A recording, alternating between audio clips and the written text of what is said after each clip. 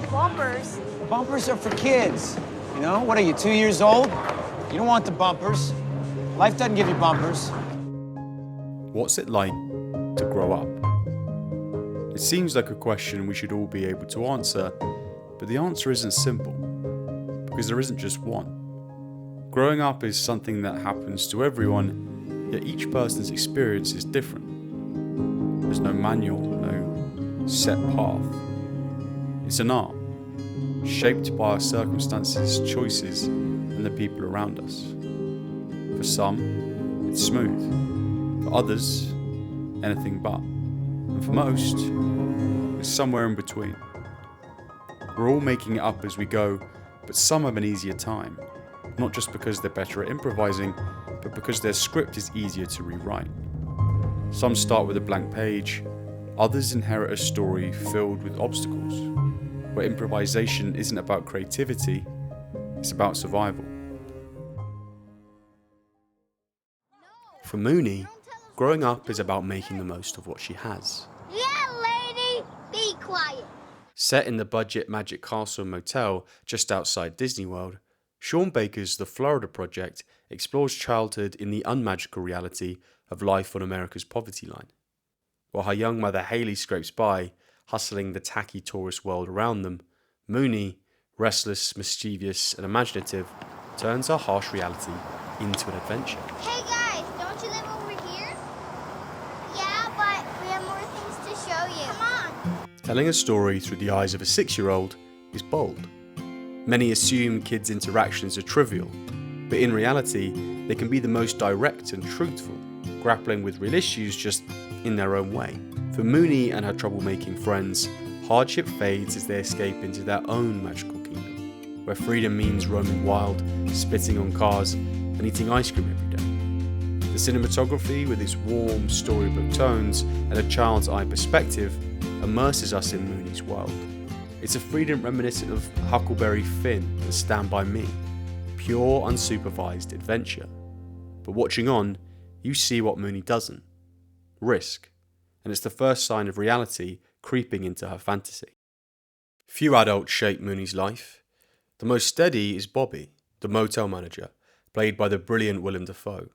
Constantly dealing with loudmouth, late-paying lodgers, he's also a gentle protector, watching over the kids when no one else does. His quiet decency, despite the chaos, makes him a vital source of kindness. Then there's Haley, who feels more like a troubled big sister than a mother. Lacking the maturity for parenthood, she still fights to keep a roof over Mooney's head. So when she turns to sex work, it feels like desperation, not neglect. What the Florida Project does so well is showing two realities through one perspective. Hey, there's a kid in here. I told you the bathroom was off limits. This is Out. Oh, the curtain room. kid in here. Mooney and her friends build a magical kingdom from hardship, but reality steadily seeps in. We got a call, and it doesn't matter who the A cool reminder that it's always been there. Baker doesn't romanticize Mooney as wide-eyed and innocent. She's always sensed the truth, but eventually it becomes impossible to ignore. For some, growing up happens too soon. Simply being a kid is no longer enough. But as the final, secretly shot iPhone sequence shows, that won't stop Mooney from trying. The only question is, how much longer can her kingdom shield her from the tough road ahead? This old lady, she stopped me. She said, running around, catching a boy that light. In Moonlight, black boys look blue. For Chiron, growing up is about survival and self-discovery. Moonlight follows his journey across 3 defining chapters: Little, Chiron, and Black, painting an intimate portrait of a boy struggling to understand his identity in a world that's often unkind to those who don't fit in. Unlike Mooney, Little has no friends to help him escape into a fantasy world. He faces reality alone, a reality that beats him down from the start. Even when a father figure emerges in Juan, a local drug dealer, the irony is cruel. Juan's kindness is tainted by the harm his product inflicts on Little's mother, That's what I thought. You gonna raise them? You gonna keep selling me rocks? Whose addiction renders her abusive and neglectful. Moonlight doesn't say much, it says everything. Barry Jenkins masterfully uses colour, light, and sound to give us remarkable access to Chiron's emotional journey, trusting restrained camera work and outstanding performances to express a world full of feeling, even in the absence of dialogue. The ocean, a recurring motif, represents both comfort and transformation, a space where Chiron can be free, if only for a moment. As a teenager, these moments are rare, as Chiron is enduring bullying and questions about his sexuality. The only kindness he's shown is from his friend Kevin, with whom he shares a moment of intimacy that is cruelly turned on its head by violence. As is the case for so many men, growing up for Chiron is a struggle to numb sadness. Shit, I cry so much sometimes, I feel like I'm gonna just turn to drugs. A default to anger when his feelings don't make sense.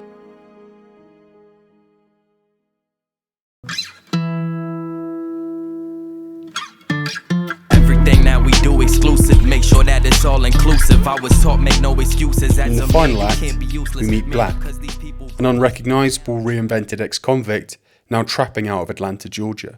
He's pulled out of his new life when his old friend Kevin gets in touch. What's up, man? This Kevin. Leading to a poignant and hopeful reunion. Who is you, Chiron? I'm me, man. I ain't trying to be nothing else. The film's 3 distinct acts, with Chiron portrayed by 3 different actors, reflect growth as a form of reincarnation. For a poor, gay, black kid from Liberty City, survival demanded transformation. Despite his pretty drastic physical changes, muscle and gold fronts, Chiron's eyes are the same, still revealing the lonely boy burdened with more pain than he can bear. Ultimately, Moonlight is one of the most truthful depictions of growing up because it tells a universal story. At some point, you gotta decide for yourself who you gonna be. Can't let nobody make that decision for you. Of identity, masculinity, sexuality, and family. But at its core, it's devoted to Chiron and his deeply personal experience. Growing up is both universal and personal. For Chiron, it's been as much about healing as it has been about change.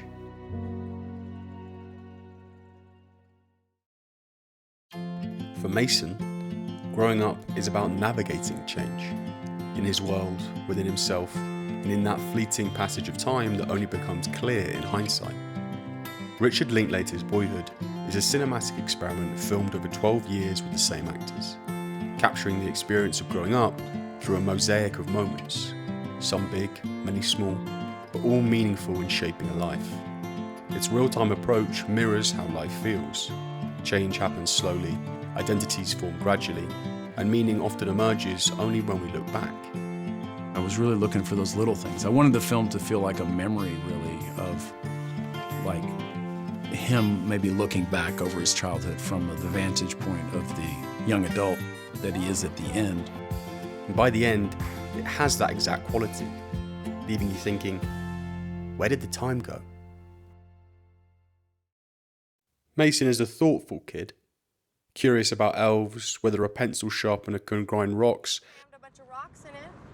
I thought if we could sharpen pencils, maybe we could sharpen rocks. and always up for video games or teasing his older sister Samantha when she's not driving him too crazy. Wishing the He's also a child of divorce, meaning constant moves across Texas and a family life in flux.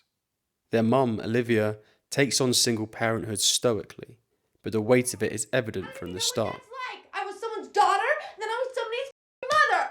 Over time, her exhaustion turns into a reckoning with her own mortality, even as she finds stability in her career and community.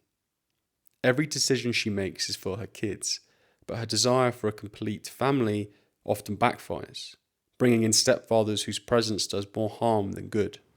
I think that's funny. Mason Sr., their dad, is a charming but absent father. He's real, loving, and full of life, but still a kid himself. back? I'm planning on it. You know, I gotta find a job. His Pontiac GTO is his favourite toy, and he lives with his sweet stoner roommate Jimmy, an aspiring musician and kindred spirit. Over time, we see him grow and mature, becoming less feckless and more grounded. And I think I probably turned into the boring, castrated guy she wanted me to be 15, 20 years ago, you know. What makes Boyhood so authentic is that it doesn't just show Mason growing up, it shows it happening to everyone around him. His sister, his friends, and his parents. Growing up doesn't stop at college, it's just beginning. I mean, I've had 12 years to think about the notion of, well, where does growing up end and where does aging start? You know, if you ask anyone, like even our title, Boyhood, I was like, well, where does Boyhood end? Is there a year? Time is the co-author of Boyhood. Linklater didn't just direct, he lived alongside the story, letting life shape the film. There's no rush, no artificial drama, just a quiet accumulation of moments that make us who we are. Childhood feels endless when you're in it, but to a parent, it races by in a blur.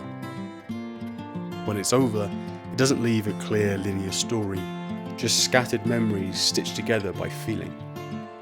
Boyhood doesn't have to imitate life, it flows with it. The Florida Project, Moonlight, and Boyhood each offer 3 artistic answers to that same question. What does it mean to grow up? For Mooney, it's about staying imaginative in the face of challenges that might be getting harder. For Chiron, it's about surviving and slowly finding comfort in your own skin. And for Mason, it's about figuring yourself out one moment at a time. Growing up isn't something you finish, it's a piece you keep working on. We like to think there's a moment when it all makes sense, but really, we're all just winging it. Everything? What's the point? I mean, I sure as shit don't know.